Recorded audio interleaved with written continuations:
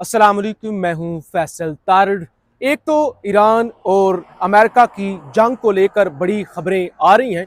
दूसरे नंबर पे पाकिस्तान और अफगानिस्तान की जो जंग रुक गई थी, अब दोबारा खबरें आ रही हैं कि वो जंग दोबारा शुरू हो चुकी है। पाकिस्तान में PSL का आगाज भी हुआ है। मरियम नवाज पर बड़ी तनकीद हो रही है और इस हवाले से भी बड़ी खबरें आ रही हैं, वो भी आपके सामने रखनी है। और फिर इस जंग के अंदर पाकिस्तान कैसे निशाना बना है और कितने पाकिस्तानी मारे गए हैं, इस हवाले से भी अफसोसनाक खबरें आ रही हैं, वो भी इसी वीलॉग के अंदर आपके सामने रखनी है। आपसे गुजारिश है इस यूट्यूब चैनल को जरूर सब्सक्राइब करें, वीडियो को लाइक करें, शेयर करें और फीडबैक जरूर दिया करें। इस वक्त मैं इस्लामाबाद के डी चौक पर खड़ा हुआ हूँ। आपको पता है डी चौक एक पॉपुलर जगह है इस्लामाबाद के अंदर। जब भी एहतजाज होते हैं तो देखिए बज़ाहिर पीछे तो बहुत बड़ी तादाद के अंदर गाड़ियां नज़र नहीं आ रही जिस तरह से, और लाइटें भी इस्लामाबाद की तरह दिखा दें। जो ये स्ट्रीट लाइटें होती हैं ज़्यादातर बंद हैं। ये इस तरह भी दिखाएं, ये सामने डी चौक की जो लाइटें हैं, ये ज़्यादातर जो लाइटें हैं ये जिना एवेन्यू की वो बंद है। यही वजह कि एनर्जी क्राइसिस की वजह से। अच्छा, एक तरफ है एनर्जी क्राइसिस और पाकिस्तान के अंदर हो रहा है PSL 11वां सीजन है। आज हैदराबाद और लाहौर के दरमियान मैच खेला गया। पहला मैच था, मरियम नवाज की एंट्री हुई, मोहसिन नकवी साहब की इस मैच के अंदर एंट्री हुई। अब ऐसे पहली दफा ऐसा हुआ है कि पहली दफा ऐसा वो PSL हो रहा है जिसके अंदर पूरे का पूरा PSL क्राउड के बगैर है। तो कोविड की वजह नहीं है, कोई हेल्थ इश्यूज नहीं है, इसलिए कि अगर ग्राउंड के अंदर बड़ी तादाद के अंदर लोग आएंगे तो जाहिर है वो अपनी गाड़ियों पर आएंगे, अपने मोटरसाइकिल्स पर आएंगे, तो एनर्जी की बचत की जा सके। अब एक तरफ तो एनर्जी की बचत के लिए इकदाम उठाए गए, दूसरी तरफ मरियम नवाज अपने पूरे टब्बर समेत, मोहसिन नकवी चीफ सेक्रेटरी पंजाब, सारी ब्यूरोक्रेसी, मरियम नवाज के बहनोई, इतने इतने छोटे छोटे बच्चे सारे ग्राउंड के अंदर पहुंचे हुए थे। और इस वजह से भी तनकीद हो रही है कि भाई जब आपने मिसाल बनाना है, जब आपने कहा है कि ऑस्टेरिटी, जब आपने कहा है कि कफायत शारी, तो सबसे पहले तो ताकतवर खुद ना जाएं।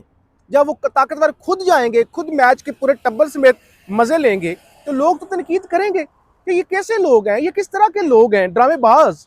एक तरफ ये जहाज़ों में घूमते हैं, हनीमून मनाते हैं। अभी ये भी खबर आई है कि वो जो गल्फ स्ट्रीम का तैयारा है उसकी ट्रैकिंग बंद करवा दी गई है कि वो ट्रेस ना हो सके किस मुल्क के अंदर गया हुआ है या कहाँ कहाँ पे वो जा चुका है। बहरहाल इस पर क्या ही बात करनी। एक सऊदी अरब के हवाले से बड़ी अजीबोगरीब खबर आई है कि ज़ेलेंस्की, यूक्रेन जहाँ पे पिछले तकरीबन 4-5 सालों से जंग लगी हुई है, ज़ेलेंस्की सऊदी अरब पहुंची है। ये हैरान कुन चीज़ है कि वो क्यों सऊदी अरब पहुंची है। और आपको पता है ज़ेलेंस्की यूक्रेन टोटल इसराइल के और जो अमेरिका का पैनल है उसके अंदर है, सऊदी अरब पहुंची है।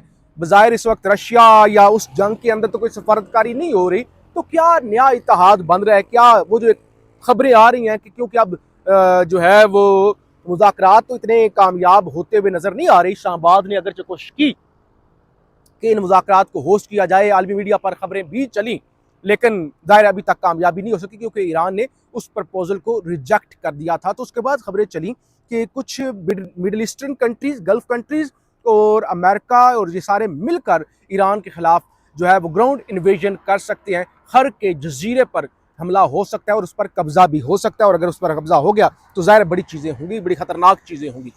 डोनाल्ड ट्रंप ने एक दावा किया, आज उन्होंने ये सारी जंग के हवाले से मीडिया को ब्रीफ किया और उसके साथ सारे उनके जो ट्रंप के करीबी साथी हैं, वो मार्को रोबियो थे, जो वजीर जंग हैं, वजीर दिफा है, वो थे।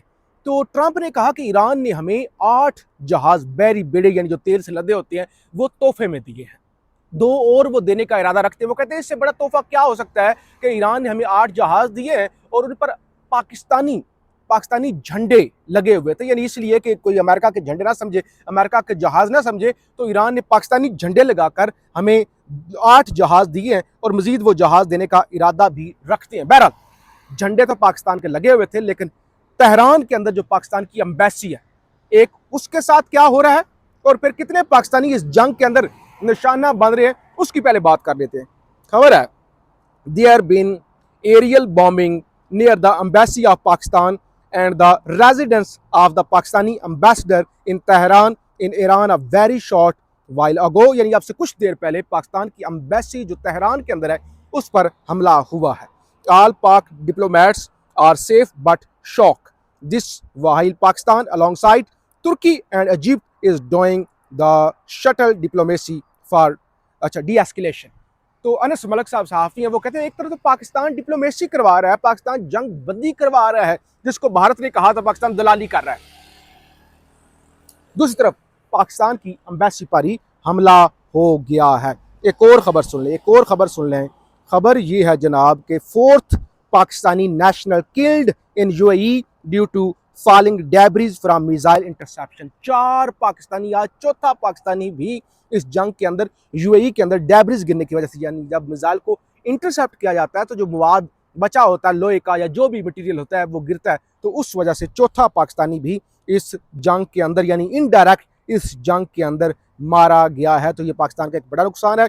दूसरी तरफ जो पाकिस्तान की जंग अफगानिस्तान के साथ जारी थी, ईद के दौरान सीज फायर एक किस्म का हुआ था पाकिस्तान की जानब से ईद के एहतराम के लिए, और इस सिलसिले में कतर और दीगर ममालिक ने भी सफारतकारी की थी। चाइना ने भी इस सारे मामले के अंदर जो है सफारतकारी की थी ताकि जंग रुक जाए, और अफगान तालिबान को रोका भी था। लेकिन आज ही खबर आ गई थी कि अफगान तालिबान से they demolished captured Pakistani post in Kunar Afghanistan. तो उन्होंने पाकिस्तान की एक एम्बेसी को तबाह किया, ये उनकी जानब से दावा किया गया। तो आज दफ्तर खारजा ने यह तस्दीक की है कि ऑपरेशन गजब लिल हक against Afghanistan has resume confirm the foreign office. तो फॉरेन ऑफिस दफ्तर खारजा की जानब से तस्दीक की गई है कि वो ऑपरेशन दोबारा शुरू हो चुका है।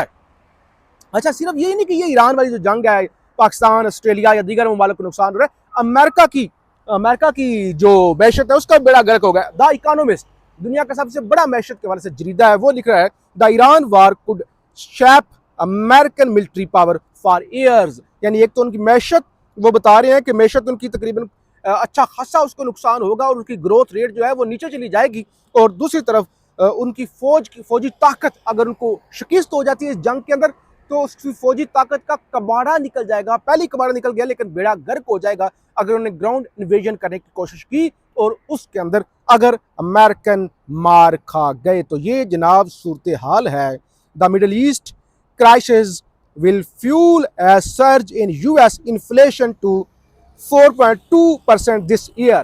तो ये अमेरिका को माशी तौर पे नुकसान होने जा रहा है। अच्छा, खर के जजीरे की बात हो रही थी कि वहां पे अमेरिका कब्जा करना चाहता है, ईरानी निकल आए हैं और ईरानी धड़ाधड़ आम लोग खर के जजीरे पर पहुंचना शुरू हो गए। ये है लोग आमतौर पे जंगों के अंदर भाग जाते हैं, छुप जाते हैं, सायरन बजे तो शेल्टर्स के अंदर चले जाते हैं, लेकिन ईरानी उस जजीरे पर पहुंचना शुरू हो गए जहां पे खतरा है कि अमेरिका कब्जा कर सकता है।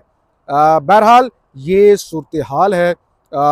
Before the Iran war US president Donald Trump gulf Arab allies lobbied head against strikes fearing the attacks Tehran is now unleashing on them। कुछ अरब ममालिक अमेरिका को समझा रहे हैं कि आप कब्जा मत करें, आप ग्राउंड पर आके फौजें मत उतारें, क्योंकि उसका इम्पैक्ट जो आएगा वो अरब ममालिक पर आएगा। अच्छा, अब वी लोग हो ही रहा है। एक और खबर, इस्लामाबाद में बल्कि पूरे पाकिस्तान के अंदर पिछले 24 घंटों से प्रोपेगेंडा इमरान खान के बेटों के खिलाफ हो रहा है कि जी जीएसपी स्टेटस प्लस स्टेटस खत्म करने का प्रोपेगेंडा किया है। आज डॉन अखबार ने तस्दीक कर दी। डॉन अखबार ने एक पूरा जो है वो छापा है।